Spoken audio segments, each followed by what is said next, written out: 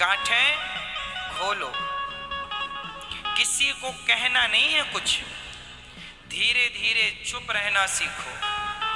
अभी ज्यादा बोलते हो ना, अब थोड़ा सा चुप रहो, साइलेंट।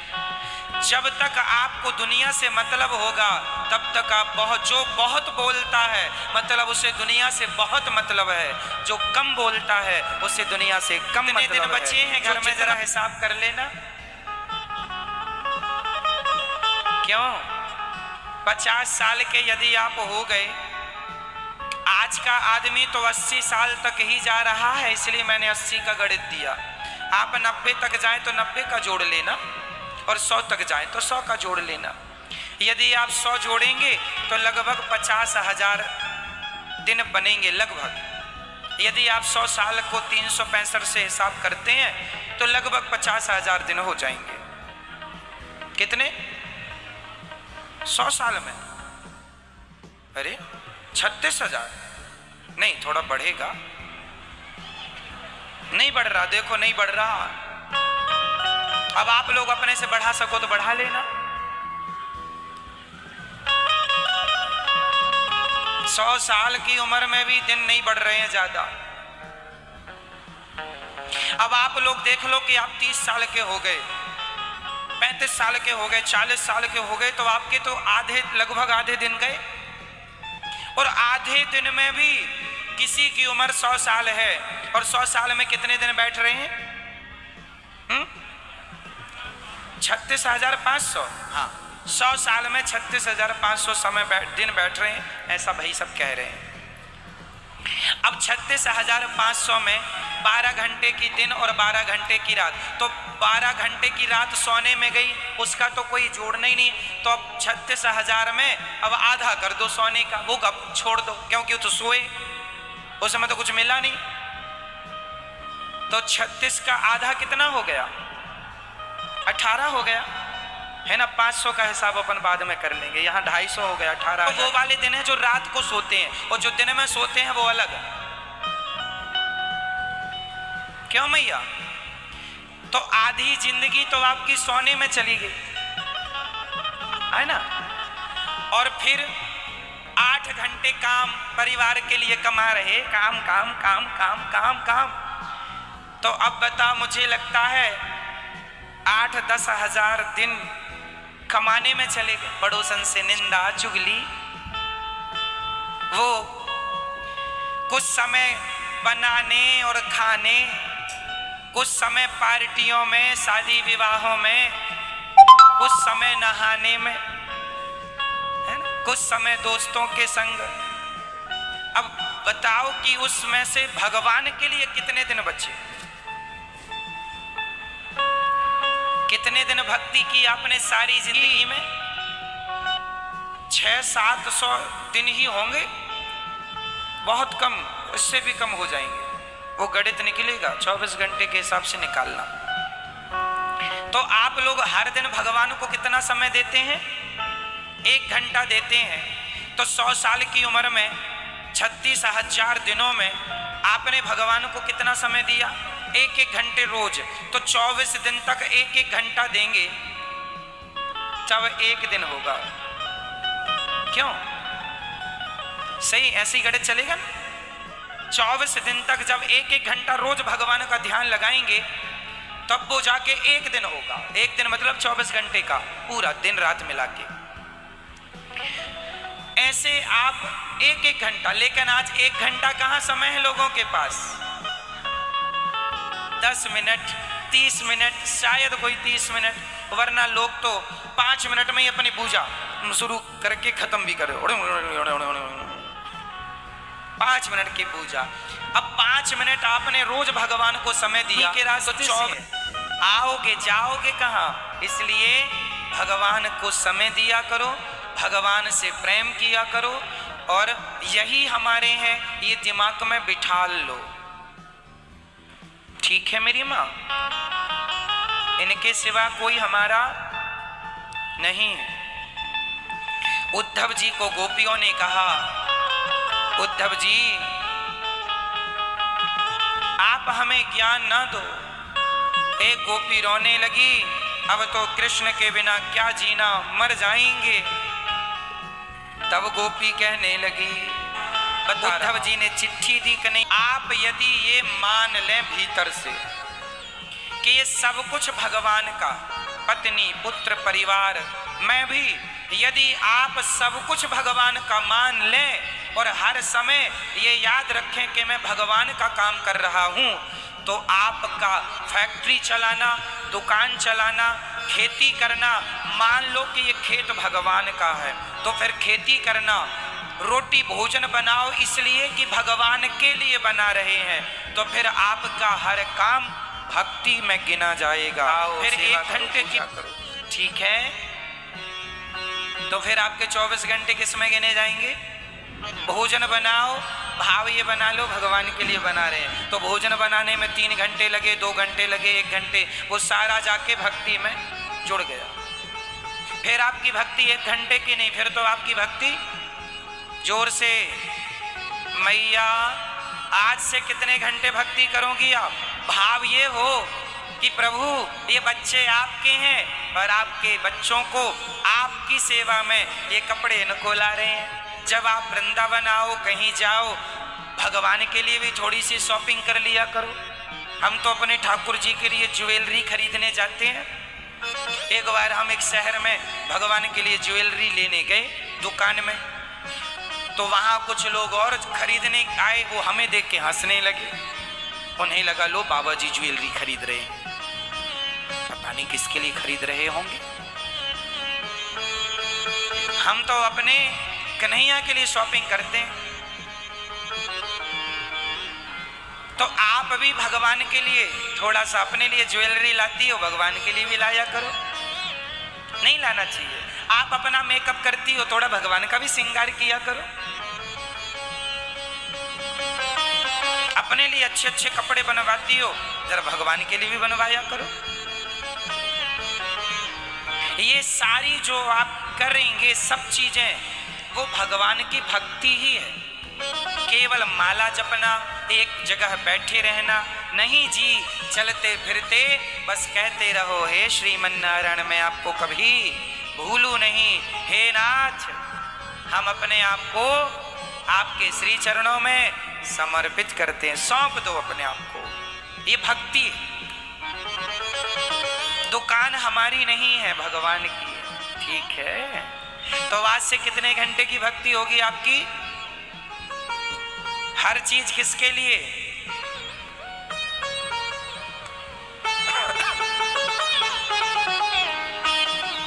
भगवान के लिए। उद्धव जी गोपियों से कहते हैं, क्यों रो रही हो? गोपियों ने कहा, उद्धव हमसे रोने का अधिकार ना छीनो। गोपियां बोली, अब जीने से कोई फायदा नहीं, अब तो आए नहीं, अब मर जाएंगी हम। गोपियां कहती हैं अब मर जाएंगी। जब भगवान से प्रेम होगा ना, तो उनको पाने के लिए तड़प होगी, और वो तड़प ही भक्ति है। जैसे मछली तड़पती है पानी के लिए, ऐसे भक्त तड़पता है भगवान के। बस वो तड़प आ जाए तो गोपियां जब देखती हैं कि अभी तक तो कृष्ण आए नहीं, ये किसी उद्धव नाम के व्यक्ति को भेज दिया है, तब गोपियां कहती हैं अब जीकर क्या करेंगी, अब तो हम मर रही हैं। तो दूसरी सखी बोली, आशा रख पगली आएंगे तो देख मेरी हालत को, बिन तेरे हर खुशी अधूरी है। जब गोपियों ने रोकर पुकारा, तब भगवान गोपियों के मध्य भंवर बन के, भंवरा बन के प्रकट हो गए।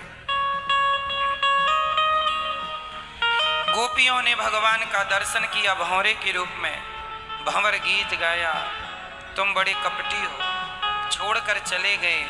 सारी गोपियां रोने लग गईं, हे गोविंद तुम हमें छोड़कर चले गए, मथुरा जरा भी हमारी याद तुम्हें ना आई। गोपियों से मानो भंवर बन के भगवान कह रहे हैं, मैं गया नहीं हूं, मैं तो तुम सबके करीब हूँ। जब उद्धव जी ने कुछ ज्ञान बताया तब गोपियों ने कहा,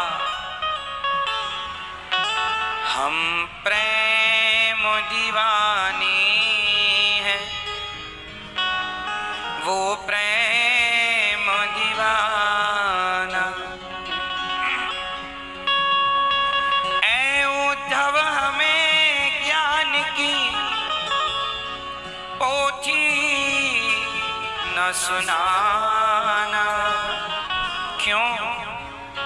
हम प्रेम दीवानी है, वो प्रेम दीवाना।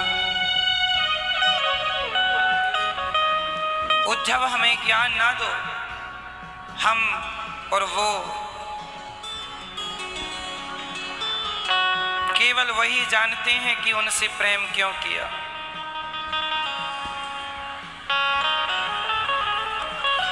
हम ब्रज की भोली गवारनिया, ब्रह्म ज्ञान की उलझन क्या जाने, मेरे और मोहन की बातें एक मैं जानूं या वो जाने। हम प्रेम नगर की बंजारन, जप तप और साधन क्या जाने, हम श्याम नाम की दीवानी, नित नेम के बंधन क्या जाने। अथाह था भगवान श्री कृष्ण का संदेश लेकर आए उद्धव जी गोपियों के दीवाने हो गए।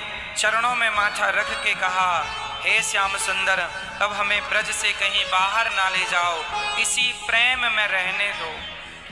धन्य है ये वृंदावन, जहां से उद्धव जी भी जाना नहीं चाहते। ये आज प्रेम की नगरी है, इसलिए जितना आनंद आपको वृंदावन में आता है उतना आनंद दुनिया के किसी भी कोने में जाकर देख लो, इतना आनंद आ ही। उद्धव जी ब्रज रज में लौट कर राधा रानी ने अपना दर्शन कराया, श्याम सुंदर का दर्शन भी किया। यहाँ भी कन्हैया, वहाँ भी एक पल के लिए दूर नहीं। वो तो उद्धव के अभिमान को नष्ट करने उन्हें वृंदावन भेजा और ये लीला रची। अंत में भगवान ने दर्शन दिया। भगवान ने उद्धव जी को, भगवान का पहला विवाह माता रुक्मणी जी से, दूसरा विवाह भगवान का हुआ जाम्बवती से, भगवान का तीसरा विवाह हुआ सत्यभामा से, चौथा विवाह भगवान का यमुना महारानी से। यमुना जी भगवान की पत्नी है और यमुना जी के भाई हैं शनि और यमराज। इसलिए शनि की दशा से जो परेशान हो वो भगवान श्री कृष्ण के दर्शन के लिए आए, उनकी दशा ठीक हो जाएगी, क्योंकि ये जीजा जी हैं, वो साले हैं। तो भगवान की पांचवी पत्नी है उज्जैन में मित्रविंदा। छठी पत्नी है भगवान की, छठवां विवाह सत्या। और सातवां विवाह भगवान भद्रा के साथ, आठवां विवाह भगवान लक्ष्मणा के साथ करते हैं। आठवां विवाह भगवान किनके संग? लक्ष्मणा के संग।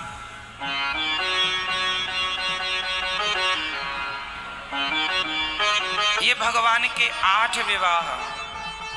भौमासुर नाम के दैत्य को मार के भगवान ने 16,100 कन्याओं को उस भौमासुर के बंधन में थी उनको आजाद किया। कहा घर जाओ। वो कहाँ जाएं? उन कन्याओं ने कहा आप हमें स्वीकार कर लें। और टोटल विवाह हो गए भगवान के उनके सहित 16,108। मैया बताओ भगवान श्री कृष्ण के टोटल कितने विवाह हुए? आप बताओ। आपसे 108। भगवान के कितने विवाह हुए? अब आप कहें कि भगवान ने इतने विवाह क्यों किए? ये सारे विवाह त्रेता युग के उद्धार वाले विवाह। जब राम जी आए ना तो जनकपुर में तो सीता माँ से विवाह हुआ राम जी का। सीता माँ की जितनी सखियां थीं सबके मन में भाव जागा, क्या कभी हमारे पति ऐसे होंगे? राम जी बोले इस जन्म में नहीं, अगले जन्म में गोपियां बन के आना, अगले जन्म में हम करेंगे सबसे विवाह। अलग अलग जगह पर सबने जन्म लिया, सबसे विवाह तो टोटल 16,108 विवाह संपन्न हो। ये भगवान है, सर्व सामर्थ्य है। इसलिए ये नहीं सोचना चाहिए कि भगवान इतने विवाह क्यों किए। भगवान इतने विवाह किए फिर भी बाल ब्रह्मचारी है, क्योंकि भगवान ने कोई भोग की इच्छा से तो विवाह किया नहीं। वो तो केवल ये भक्त ही भगवान की पत्नियों के रूप में थे, जिन्हें भगवान ने पत्नी के रूप में स्वीकार कर लिया, चलो तुम आ जाओ।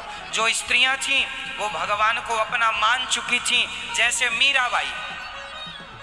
फॉर एग्जाम्पल मीराबाई ने भगवान को किस भाव में पूजा? पति के भाव में।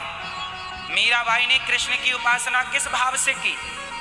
जोर से भगवान पति के भाव से पूजा होगा तो उन सभी को अगली बार भगवान 16,108 पत्नियों में इन्हीं को सम्मिलित करेंगे अगली बार। तो ऐसे जो जो भाव लेके बैठी हैं सबकी भगवान सबकी इच्छा पूरी करते हैं। जाकी रही भावना जैसी, प्रभु मूरत देखी तिन तैसी। कोई माँ कहे कि मैं कृष्ण को पुत्र रूप में पूजूंगी तो किसी जन्म में भगवान उसे यशोदा बना देंगे, चलो बन जाओ तुम हमारी मैया। तो कोई सखा के रूप में प्यार करे भगवान से तो उन्हें अपने ग्वाल बाल मंडली में सम्मिलित कर लेंगे। तो जो जिस भाव से भजेगा भगवान उसके उस भाव को स्वीकार करेंगे और उस लीला में उसे स्थान देंगे। भगवान की लीलाएं खत्म नहीं हो गई, लीलाएं नित्य हैं, चल रही हैं। कितने पृथ्वी है, कितने ब्रह्मांड हैं, कितनी आकाश गंगाएं हैं, ज्ञान है आपको? रामचरितमानस में गोस्वामी जी ने इशारा किया है, ब्रह्मांड निकाया निर्मित माया रोम रोम प्रति वेद कहें। वेद कहते हैं कि भगवान के एक रोमे पर एक ब्रह्मांड लटक रहा। एक ब्रह्मांड कितना बड़ा हो, बोलो हाँ या ना? ये एक ब्रह्मांड, ऐसे कितने ब्रह्मांड भगवान के और हैं, ऐसी कितनी पृथ्वियां भगवान की और हैं। तो इस ब्रह्मांड में लीला पूरी हुई, उस ब्रह्मांड में चालू हो गई। तो लीलाएं नित्य हैं, हर आज भी किसी ब्रह्मांड में भगवान की लीला चल रही होगी। उस ब्रह्मांड में हर ब्रह्मांड में एक वृंदावन है, एक यमुना है, एक ये पूरा ज्यों का त्यों जस का तस सेटअप पूरा दूसरे ब्रह्मांड में। वहां के लोग अब कैसे होंगे मैंने कभी देखा नहीं, पर शास्त्र कहते हैं तो सत्य है। आपने पढ़ा ना, आप लोग गाते हैं ब्रह्मांड निकाया निर्मित माया रोम रोम प्रति। कितने ब्रह्मांड हैं? करोड़ों। कितने? और हर ब्रह्मा, सुनो, हर ब्रह्मांड का एक इंद्र होता है। अभी हमारे इंद्र हैं पुरंदर नाम के राजा। हमारे ब्रह्मा जी 4 मुंह वाले हैं। हमारे ब्रह्मांड के ब्रह्मा 4 मुंह वाले। अनेक ब्रह्मांडों में किसी जो जितना बड़ा ब्रह्मांड होता है उस ब्रह्मांड के उतने ज्यादा मुंह वाले ब्रह्मा के मुंह से पता चलता है कि ब्रह्मांड कितना। हाँ, और एक मुंह के ब्रह्मा भी होते हैं, लेकिन हमारे ब्रह्मा कितने मुंह वाले हैं? कितने? 4, जिनमें कि एक मुंह समाप्त हो जाने से 3 मुंह बचे हैं। तो हमारे ब्रह्मा कितने मुंह वाले हैं? 4। और अनेक ब्रह्मांड के अनेक ब्रह्मा, उनके अलग, वहाँ अलग ब्रह्मा, वहाँ अलग विष्णु, वहाँ अलग महेश, वहाँ अलग इंद्र, वहाँ अलग दिक्पाल, वहाँ की अपनी अलग व्यवस्था। जैसे भारत के प्रधानमंत्री जी हमारे मोदी जी हैं, अमेरिका के राष्ट्रपति कोई और, चाइना है, पृथ्वी के देशों के अलग अलग, ऐसे ब्रह्मांड यहाँ के ये एक रूप में वो ब्रह्मा है, एक रूप में वो विष्णु और एक रूप में शिव, वह एक ही अनेक रूपों में विभक्त होके अपनी लीलाएं कर रहे। समझ रहे हैं आप? पाताल के राजा अभी राजा बलि है, आगामी मनवंतर में राजा बलि इंद्र बनेंगे और हनुमान जी आगामी ब्रह्मा है। आपको पता है ब्रह्मा कौन बनता है? कौन? इसी भीड़ में आप जैसे भक्तों में किसी एक भक्त को योग भगवान देख लें, उसी को उठाकर ब्रह्मा के पद पर बिठा देते हैं। सामान्य झा उनके पास पावर है, पावर है। जैसे हम जैसे हैं वैसे देश के प्रधानमंत्री जी हैं, पर उनके पास पावर है। जैसे आप हैं वैसे तुम प्रधानमंत्री जी भी हैं, उनके भी हाथ पांव हैं, उनका भी खून लाल है, बस वो पावर उनके पास। उसी प्रकार जो ब्रह्मा पद है उस पर जो बैठेगा वो पावरफुल हो जाएगा। तो आप में से कोई योग्य व्यक्ति, जैसे इस बार हनुमान जी को नियुक्त कर लिया गया, आगामी ब्रह्मा कौन बनेंगे? ब्रह्मा की आयु होती है 100 साल। कितनी आयु? अभी हमारे ब्रह्मा 50 साल पार कर चुके हैं। ब्रह्मा का एक दिन कितना बड़ा होता है? एक दिन में 1000 बार सतयुग त्रेता द्वापर कलयुग बीत जाता है। ब्रह्मा जी के एक दिन को एक कल्प कहते हैं। एक कल्प में सतयुग त्रेता द्वापर कलयुग, सतयुग त्रेता द्वापर कलयुग कितनी बार बीत गया? 1000 बार। एक कलयुग की आयु 4,32,000 वर्ष है। कलयुग की आयु कितनी है? द्वापर की ठीक दुगनी 8,64,000 वर्ष। द्वापर की ठीक, त्रेता की ठीक तिगुनी 12,96,000 वर्ष और सतयुग की ठीक चौगुनी 17 लाख, है ना, लगभग कुछ। तो ये कलयुग से ठीक चौगुनी आयु सतयुग की